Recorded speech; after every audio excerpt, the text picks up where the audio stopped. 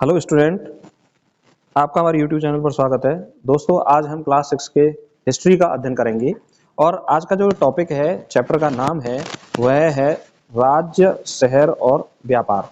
तो आज हम प्राचीन भारत जो इतिहास का श्रृंखला है, क्लास 6 में प्राचीन भारत के बारे में बताया गया है एनसीईआरटी में, तो उसके बारे में हम बात करेंगे कि प्राचीन भारत में नगर कैसे थे, शहर कैसे थे और व्यापार किस तरीके से होता था। इन सभी के बारे में हम चर्चा करेंगे। देखिए, एनसीईआरटी एक महत्वपूर्ण विषय मानी जाती है किसी भी परीक्षा के लिए। तो आप इसका यदि अच्छे से अध्ययन करेंगे तो निश्चित रूप से आने वाली परीक्षाओं में जो आपके प्रश्न हैं वो सॉल्व होंगे और आपके अंक भी जो है वो अच्छे से आएंगे। तो एनसीईआरटी के इस चैप्टर में हम आगे बढ़ते हैं, शुरुआत करते हैं। चैप्टर का नाम है राज्य, शहर और व्यापार। चैप्टर का नाम क्या है? राज्य, शहर और व्यापार। देखिए, चलो शुरुआत करते हैं। भारतीय उपमहाद्वीप में लोहे का प्रयोग लगभग 3000 साल पहले हुआ। तो चैप्टर की शुरुआत होती है कि भारतीय उपमहाद्वीप में लोहे का प्रयोग लगभग 3000 साल पहले हुआ। महापाषाण कब्रों से लोहे के औजार और हथियार बड़ी संख्या में मिले हैं। इसका अर्थ यह है कि महापाषाण, जो पाषाण काल में भी अंतिम जो समय था पाषाण काल का, उस समय में लोहे का ज्ञान लोगों को प्राप्त धीरे धीरे हो गया था। उसके 500 साल बाद यानी लगभग 2500 वर्ष पहले, कितने वर्ष पहले? 2500 वर्ष पहले लोहे का उपयोग बढ़ा। लोहे के उपयोग बढ़ने का परिणाम यह हुआ कि जंगलों को साफ करने के लिए कुल्हाड़ी और जुताई के लिए हलों के फाल बनने लगे। जिस लोहे के फाल से, देखिए, जो कुल्हाड़ी था उससे लकड़ियां काटे जाने लगी और लोहे के जो फाल थे उससे कृषि का उत्पादन बढ़ गया, क्योंकि जमीन को जोता जाने लगा और उस जमीन पर सिंचाई की जाने लगी और सिंचाई करने के कारण कृषि उत्पादन धीरे धीरे क्या हुआ? बढ़ गया। इस समय सिंचाई के लिए नहरें एवं कुएं, तालाब तथा कृत्रिम जलाशय बनाए गए। तो लगभग जो आज से 2500 वर्ष पहले भी लोगों को सिंचाई का महत्व पता था, तो सिंचाई के लिए लोगों ने क्या बनाए? कृत्रिम नहरें, कुएं, तालाब और जलाशय बनाए। राजाओं को भी इस बात का महत्व पता था, तो राजाओं ने सिंचाई की योजनाएं बनाई, धन खर्च किया, जिससे उत्पादन बढ़ा और किसानों से कर के रूप में उनका राजस्व भी बढ़ा और जिससे कि वह राज्य को एक समृद्ध राज्य बनाने की ओर अग्रसर हुए। अब हम बात करते हैं प्राचीन भारत में ग्रामीण व्यवस्था कैसी थी। तो प्राचीन भारत में हम अलग अलग क्षेत्रों के बारे में बात करेंगे। जैसे हम भारत के दक्षिणी भाग के बारे में बात करें, तमिल क्षेत्र में बड़े भूस्वामियों को वेलल्ला कहा जाता था। क्या कहा जाता था? वेलल्ला। हलवाहों को उणवार कहा जाता था, भूमिहीन मजदूरों को कड़ेसियार कहा जाता था और दास को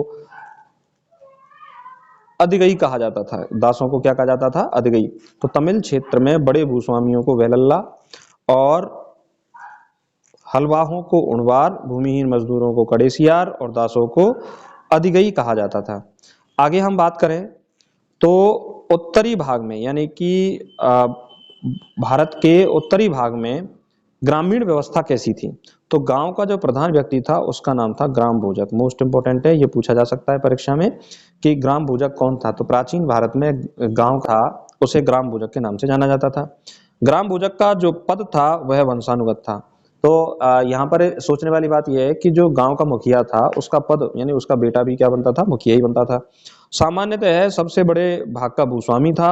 इसकी जमीन पर दास और मजदूर क्या करते थे? काम करते थे। तो प्राचीन भारत में मजदूरों की और दासों की भी व्यवस्था पाई जाती थी, जो बड़े भूस्वामी के यहाँ पर, ग्राम भोजक के यहाँ पर क्या करते थे? काम करते थे।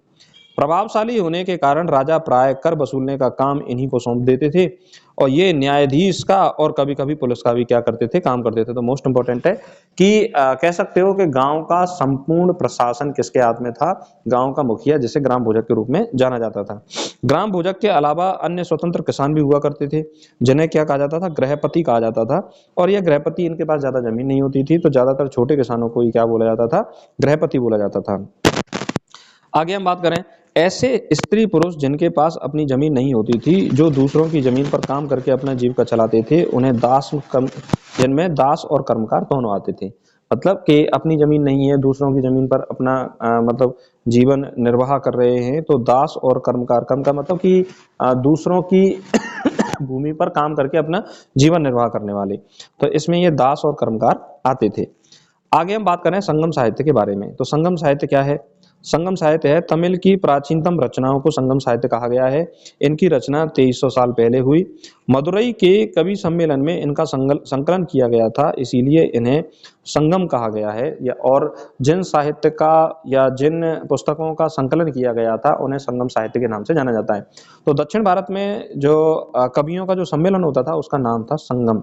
तो संगम में जिन पुस्तकों की रचना हुई, जिन पुस्तकों का संकलन किया गया, उसे हम संगम साहित्य के रूप में जानते हैं। आगे हम बात करें कि प्राचीन भारत में सिक्के कैसे होते थे। तो प्राचीन भारत के सबसे पुराने सिक्के आहत सिक्के थे। आहत सिक्के करीब 500 साल पहले चले। यह कैसे होते थे? आयताकार, वर्गाकार और गोल होते थे। आहत सिक्के बनते कैसे थे? धातु की चादर को काटकर इन पर ठप्पे लगाए जाते थे, इसीलिए इन्हें आहत सिक्के कहते हैं।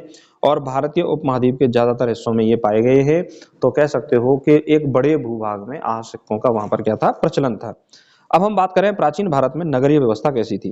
तो देखिए, नगरीय व्यवस्था में एक महत्वपूर्ण नगर है मथुरा। मथुरा के बारे में पढ़ेंगे। 2500 साल से भी ज्यादा समय से ये महत्वपूर्ण नगर रहा है और वर्तमान समय में भी महत्वपूर्ण नगर है।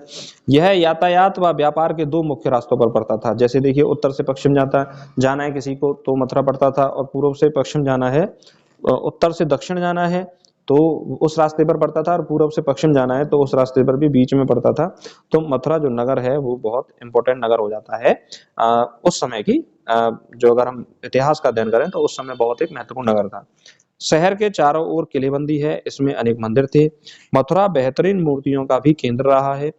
आसपास के किसान व पशुपालक शहर वासियों के लिए भोजन की व्यवस्था करते थे। तो वह जो आसपास के किसान थे वो शहर वालों के लिए भोजन लाते थे।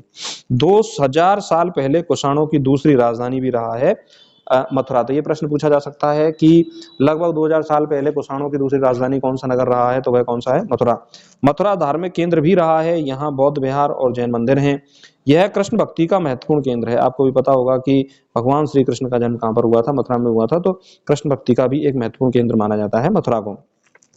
मथुरा के अभिलेखों में सुनार, लोहार, बुनकरों, टोकरी बनाने वाले, माला व इत्र बनाने वाले और माला व इत्र बनाने वाले व्यक्तियों का क्या है? उल्लेख मिलता है। तो कह सकते हो कि इस समय नगर में लगभग सभी प्रकार के शिल्पकार यहाँ पर रहते थे। आगे हम बात करें शिल्प तथा शिल्पकार। देखिए, उत्तरी भारत में मिट्टी के पतले और सुंदर बर्तन बनाए जाते थे, जिन्हें उत्तरी काले चमकीले पात्र कहा जाता है। NBPW, north black painted ware. तो उत्तरी काले चमकीले पात्र इनको कहा जाता है NBPW।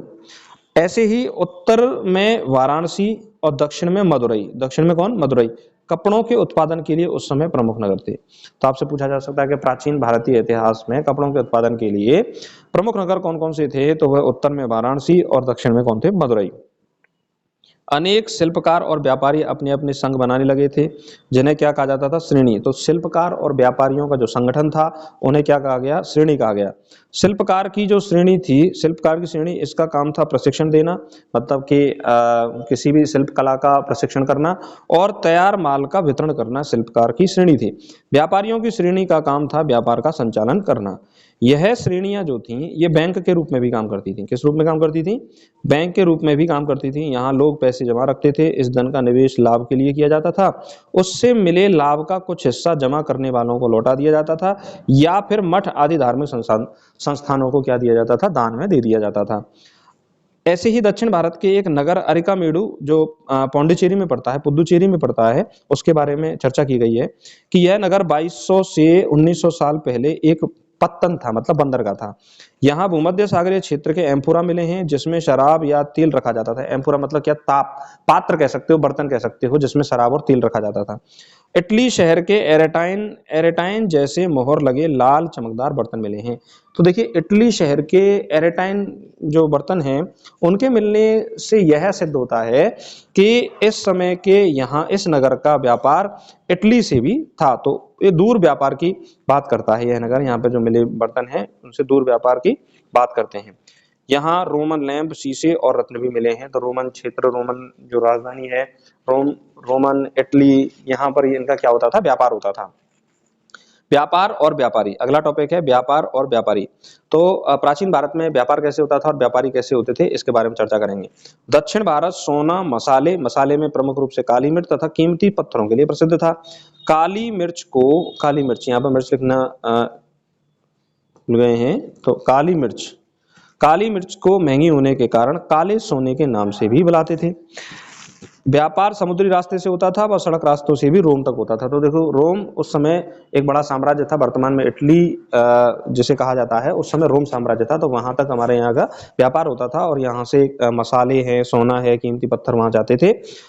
दक्षिण भारत में अनेक रोमन सिक्के मिले हैं, जिससे सिद्ध होता है कि रोम के साथ दक्षिण भारत का क्या था, अच्छा व्यापार होता था। समुद्रों से लगे राज्य, देखिए कावेरी का मैदान सबसे उपजाऊ मैदान है। संगम कविताओं में मुवेंदार की चर्चा मिलती है। मुवेंदार एक तमिल शब्द है जिसका अर्थ होता है तीन मुखिया, यानी उस समय तीन प्रमुख राज्य थे, चोल, चेर और पांड्य। 2300 साल पहले दक्षिण भारत में काफी प्रभावशाली थे चोल, चेर और पांड्य। जरा ध्यान दीजिए, चोल, चेर और पांड्य तीन प्रमुख जो शासक थे या साम्राज्य थे उस समय दक्षिण भारत में पाए जाते थे। तीनों शासकों के अपने अपने दो सत्ता केंद्र थे, एक तटीय व दूसरा अंदरूनी, यानी कि तट पर उन्होंने पत्तन बनाए हुए थे और दूसरा अपनी आंतरिक राजधानियां उन्होंने बनाई रखी थी। इन 6 केंद्रों में दो सबसे ज्यादा महत्वपूर्ण थे। चोलों का पत्तन बुहार, जिसे कावेरी पट्टनम के नाम से जाना जाता है, और पांड्यों की राजधानी मदुरई भी उस समय एक प्रमुख नगर था।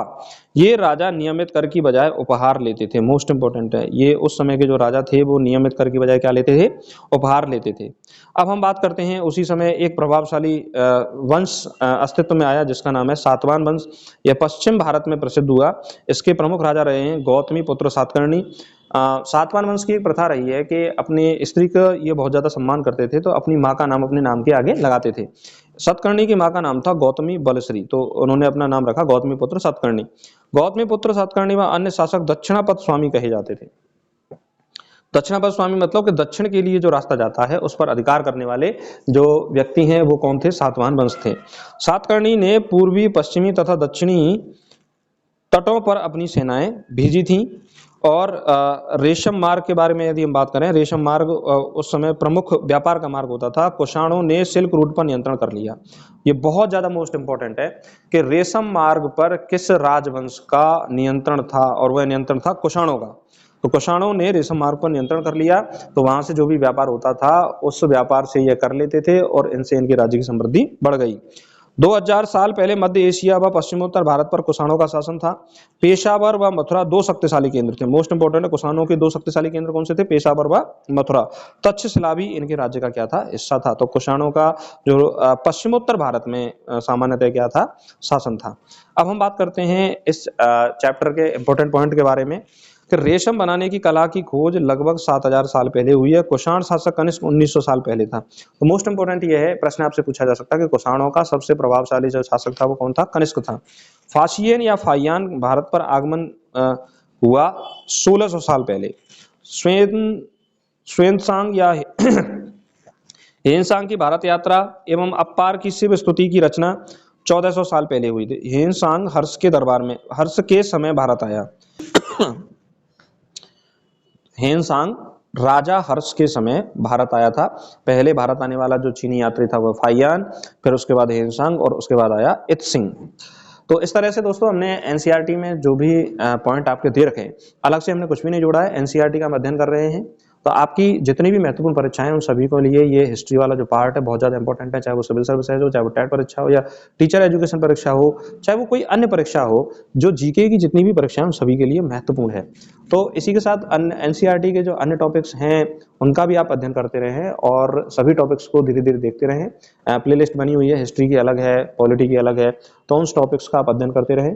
तो वहां से भी आपको परीक्षाओं में सामान्यतः प्रश्न देखने को मिलेंगे। और जो भी स्टूडेंट इस चैनल को पहली बार देख रहे हैं, इस चैनल को जरूर सब्सक्राइब करें और अपने दोस्तों तक शेयर करें, जिससे कि ये जो ज्ञान है वो है अन्य लोगों को भी प्राप्त होता रहे। नमस्कार, धन्यवाद।